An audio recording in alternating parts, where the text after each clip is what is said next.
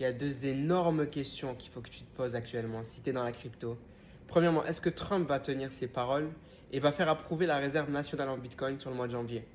Deuxième question, est-ce que Michael Saylor, celui qui est le fondateur de MicroStrategy et qui se réveille chaque matin en achetant des milliards de dollars de Bitcoin, va convaincre Microsoft et les autres grandes entreprises aux États-Unis, eux aussi, d'acheter du Bitcoin?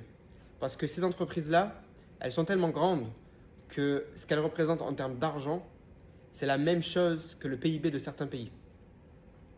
Donc si elles aussi se mettent à acheter, le prix va exploser. C'est mathématique.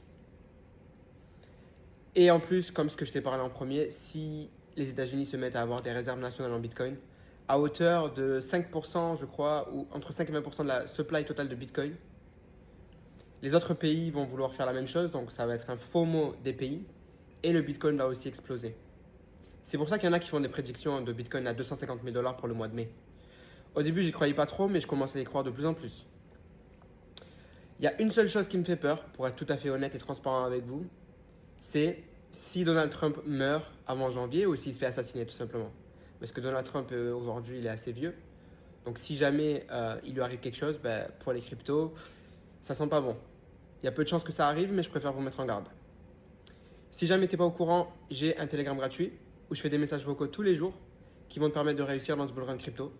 C'est totalement gratuit, je te recommande fortement de rejoindre. Le lien est dans ma bio. Je te dis à bientôt.